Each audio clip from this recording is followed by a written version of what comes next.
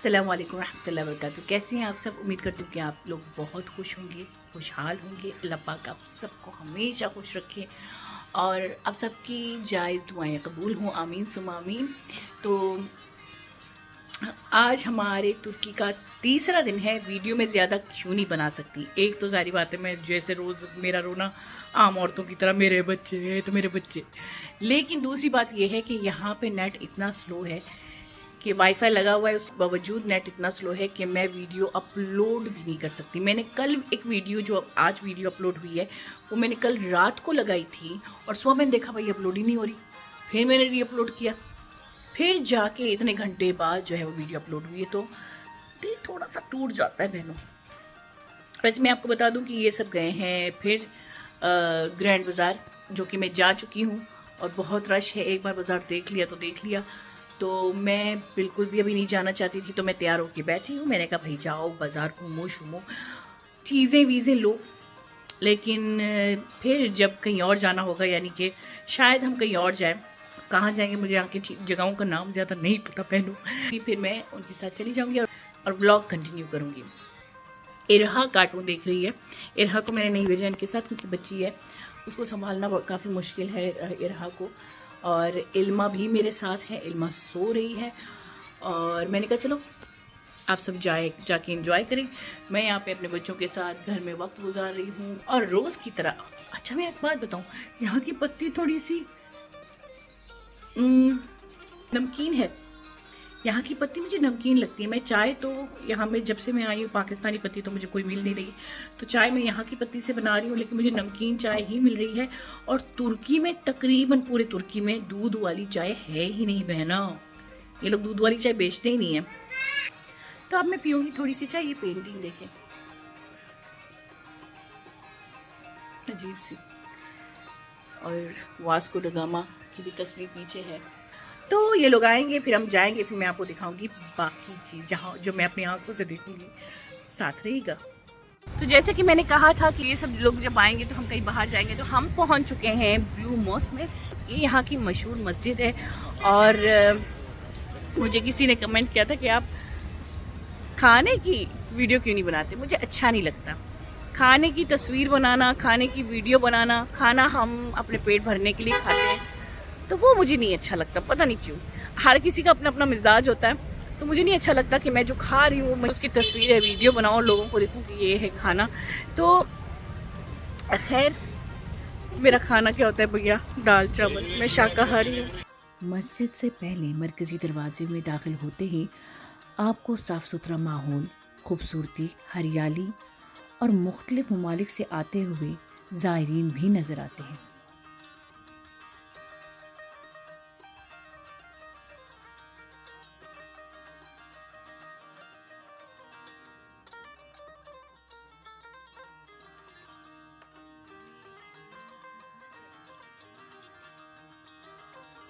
सुल्तान अहमद मस्जिद तमाम ज़ायरीन के लिए मुफ्त दाखिला फराहम करती है। अगर आप इबादत गुजार हैं तो आप मरकज़ी दरवाज़े को इस्तेमाल कर सकते हैं, जो शुमाल की तरफ हिप्पोड्रोम की तरफ है। अगर आप गैर नमाजी हैं तो आप मस्जिद के जुनूब की तरफ या हाया सूफिया के सामने वाले दरवाज़े को इस्तेमाल कर सकते हैं।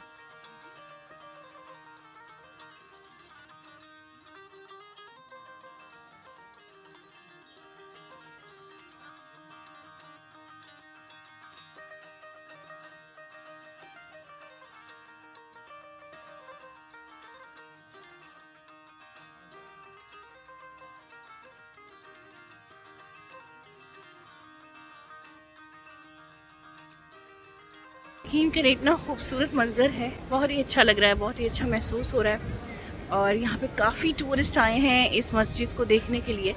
और काफ़ी लोग तुर्की में, अगर तुर्की में आते हैं तो ब्लू मॉस्क में ज़रूर आते हैं। तो चलिए देखते हैं कि अंदर से ये मस्जिद कैसी है।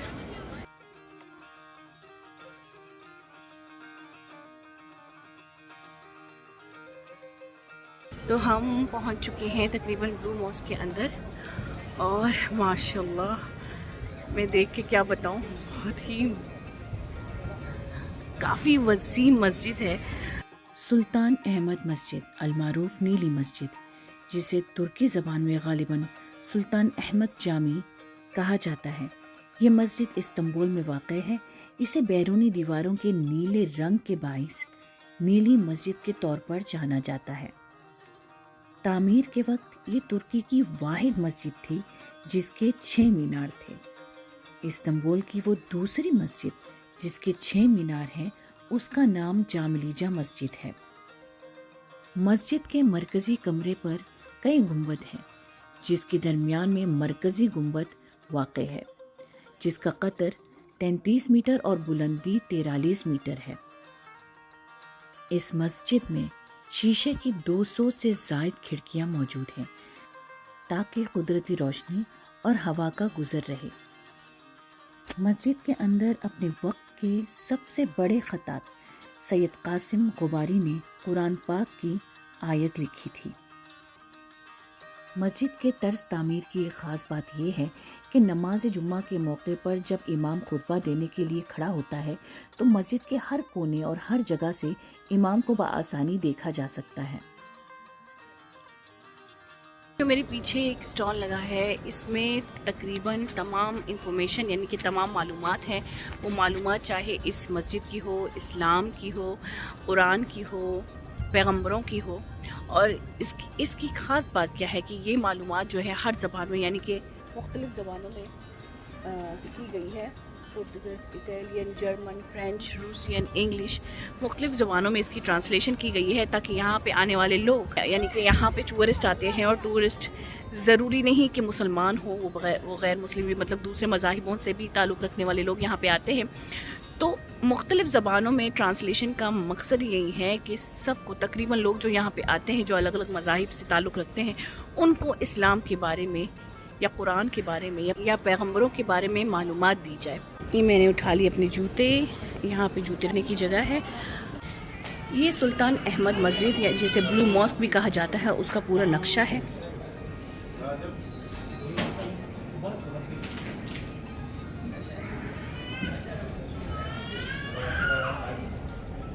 سلطان احمد ماسک جسے بلو ماسک بھی کہا جاتا ہے، اسے 1609 سے 1617 کے درمیان تعمیر کیا گیا ہے، اور اس کے تعمیراتی کام میں تقریباً 5 سے 7 سال لگے ہیں۔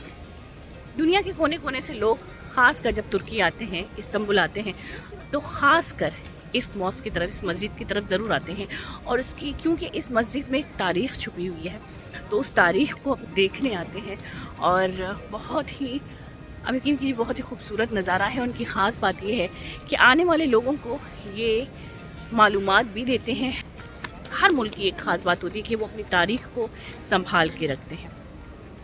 بدقسمتی سے پاکستان کی تاریخ بھی کافی وسیع تاریخ ہے، کافی تاریخی چیزیں ہیں پاکستان میں، لیکن ہم سنبھال نہیں پاتے، یعنی کہ ہماری تاریخ خود ہمارے پاس نہیں ہے، لیکن انہوں نے جب اپنی تاریخ کو سنبھالا تو دیکھیں لوگ کہاں کہاں سے اس ملک میں آتے ہیں۔ اب ہم جا رہے ہیں اس مسجد سے، اب کہاں جائیں گے یہ مجھے نہیں پتا، کیونکہ خاص کر فہد لوگ ہی ڈیسائیڈ کرتے ہیں کہ جانا کہاں ہے، لیکن خیر زندگی میں ایک نئی چیز دیکھنے کو ملی، بہت اچھا لگا۔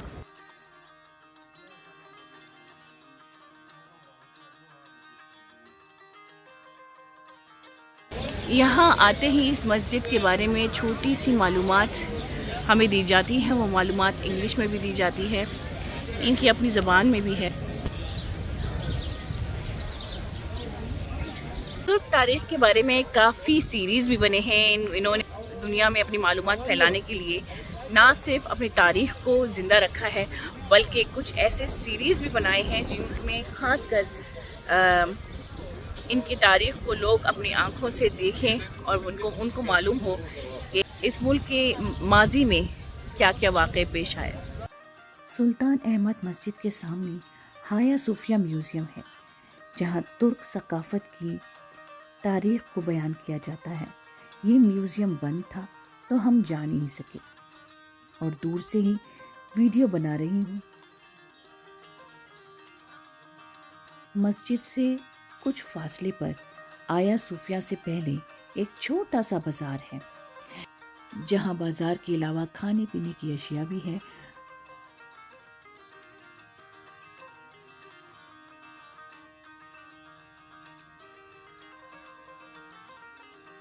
بازار سے نہ صرف مذاہبی یا ثقافتی بلکہ دیگر اشیاء بھی یعنی کہ گھریلو چیزیں، سکارفز، پہناوے خریدے جا سکتے ہیں۔ سلطان احمد یعنی کہ احمد اول کا مقبرہ ہپوڈروم سے دور اور یونیسکو کے عالمی ثقافتی ورثے میں شامل نیلی مسجد یعنی کہ بلو ماسک کے قریب استنبول کے سلطان احمد علاقے میں واقع ہے۔ سلطان احمد کا مقبرہ احمد کے چھوٹے سوتیلے بھائی سلطان مصطفیٰ نے بنایا تھا اور اسے 1617 اور 1619 کے درمیان تعمیر کیا گیا تھا۔ سلطان احمد کے مقبرے کے اندر کل 36 تدفین ہیں، جن میں 3 عثمانیہ سلطان اور احمد کے ساتھی شامل ہیں۔ ان کی زندگی المناک کہانیوں، اقتدار کی کشمکش اور فریب سے بھری ہوئی ہے۔ دیگر تدفین میں سلطان احمد، عثمان، مراد اور ابراہیم کے بچے شامل ہیں۔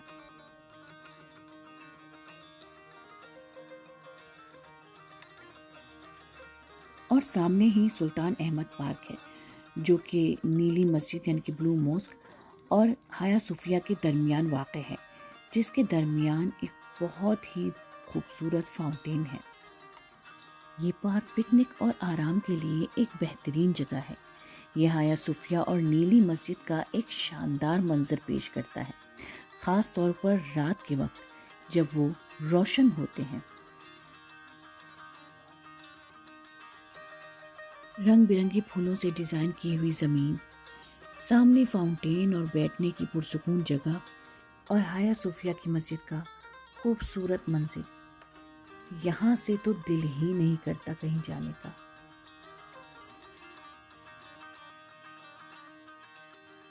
چلے جی، اب اس پارک سے رخصت ہو کر ہم مسجد صوفیہ کی طرف چلتے ہیں۔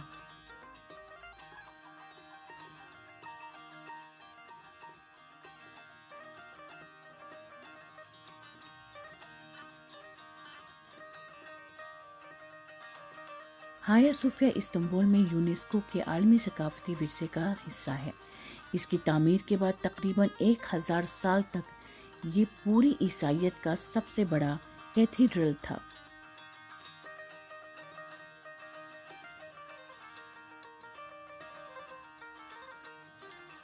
عیسائی موزیکوں پر پلاسٹر کیا گیا اور شیشوں اور رسمی اشیاء کو ہٹا دیا گیا اور ہایا صوفیہ کو ایک مسجد میں تبدیل کر دیا گیا۔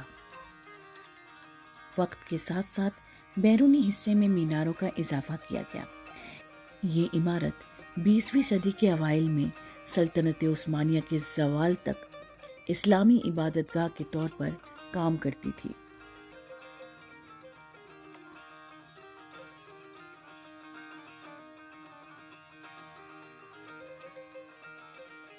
ہایا صوفیہ استنبول ترکی میں ایک اہم ثقافتی اور تاریخی مقام کے طور پر کام کرنے والی ایک مسجد اور سابقہ چرچ ہے۔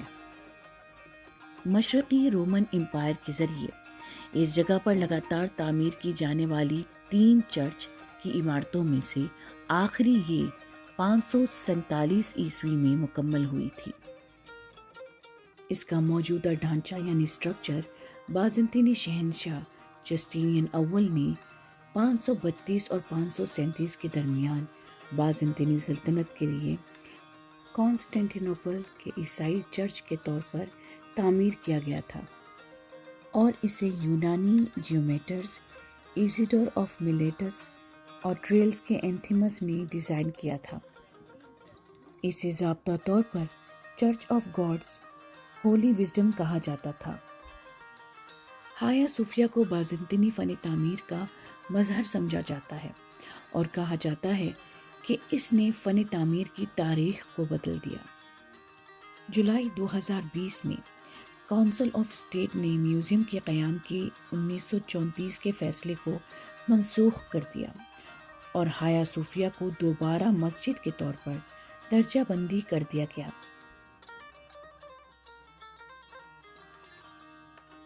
ہایا صوفیہ کا آغاز چرچ کے طور پر کیا گیا، پھر یہ 500 سال تک مسجد بن گئی اور پھر یہ ایک میوزیم بن گیا۔ لوگوں کا ماننا ہے کہ اس میں شفا بخش قوتیں ہیں۔ اسے دنیا کے 7 قدیم عجائبات میں سے ایک سے بنایا گیا ہے۔ آرٹ آف مورخین نے اسے دنیا کا 8واں عجوبہ کہا ہے۔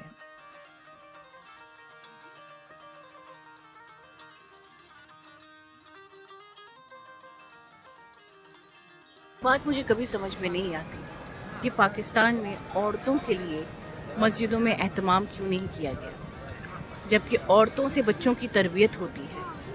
اور اگر مائیں اس طرح سے مسجدوں میں جایا کرے اور مسجدوں میں باجماعت نماز پڑھا کرے، یعنی کہ یہاں پہ بھی میں یہاں پہ دیکھتی ہوں، میں دبئی میں دیکھتی ہوں، سعودی میں بھی اسی ایک ہی مسجد میں عورت کے لیے الگ جگہ بنائی گئی ہے، الگ اہتمام کیا گیا ہے۔ تو اگر مائیں جائیں تو بچے بھی باتربیت ہوں گے اسلام کے مطابق یا نماز کے مطابق۔ تو مجھے ایسا لگتا ہے کہ ہمارے ملک میں کمی صرف اتنی ہے کہ مسجدیں صرف مردوں کے لیے بنائی گئی ہیں، ان میں عورتوں کے لیے کوئی بھی جگہ بنائی نہیں گئی۔ سوچنا چاہیے۔ یہاں بیٹھتے ہی مجھے اتنا سکون مل رہا ہے کہ آپ اندازہ نہیں کر پائیں گے۔ ایک تو میں نے جیسے پہلے کہا تھا، عبادت کی جگہ ہی بہت زیادہ پرسکون ہوتی ہے، جہاں پہ روح کو ایک تسکین، ایک سکون ملتا ہے، اور خاص کر جہاں پہ اللہ کا نام لیا جائے، ورد کیا جائے۔ اور یہاں پہ کافی لوگ ہیں جو بڑی امید سے یہاں پہ بیٹھے ہوئے ہیں، دعا بھی کرتے ہیں، تسبیح بھی پڑھتے ہیں، خدا کو یاد بھی کرتے ہیں۔ تو ان کی جو پازیٹیوٹی ہے اور اس کے ساتھ ہی مجھے جو روح کو سکون ملتا ہے، اس کی تو بات ہی کچھ الگ ہے۔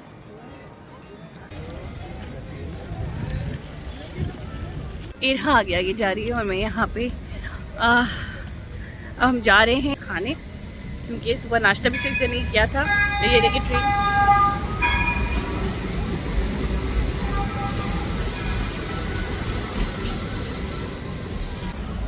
بہت اچھا لگا، بہت سکون ملا۔ ایک تو قدم قدم کے فاصلے پر استنبول میں بازار ہی بازار ہیں۔ کہتے ہیں کہ استنبول کا سلور یعنی کہ چاندی بہت ہی اعلیٰ ہے۔ یہ باہر سڑکوں پر ٹھیلے لگا کر یا اس طرح سے اسٹال لگا کر جب میں بازار دیکھتی ہوں تو مجھے پاکستان کی بڑی یاد آتی ہے۔ یہاں دکانوں کے باہر بھی خوبصورت اشیاؤں سے بھری ہوئی مارکیٹ ہے۔ یہاں تقریباً ہر جگہ آئی آف ہارس ضرور ملتی ہے۔ یہ ترک نجات کا ایک تعویذ ہے جو صدیوں سے تحفظ اور اچھی قسمت کی علامت کے طور پر استعمال ہوتا رہا ہے۔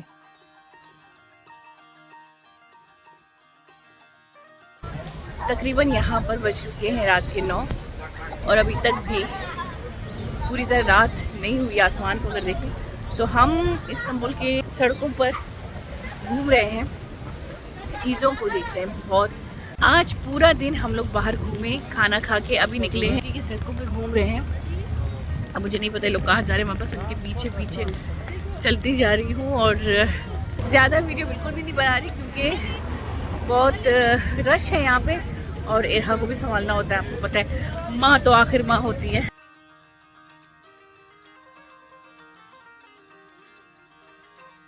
بس گھومتے گھامتے ہم سمندر کے کنارے آ گئے، اور اوپر ایک پل ہے یعنی کہ برج ہے، ہمیں وہاں تک جانا ہے۔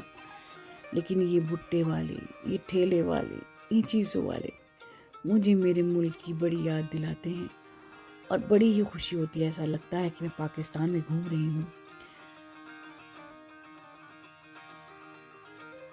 رات کو استنبول کی روشنی بڑی ہی خوب نظر آتی ہے، لیکن مسجدوں کی لائٹنگ اتنی خوبصورت بنا دیتی ہے مسجد کو کہ یہ منظر انسان کی آنکھوں کو بڑا ہی پیارا لگتا ہے۔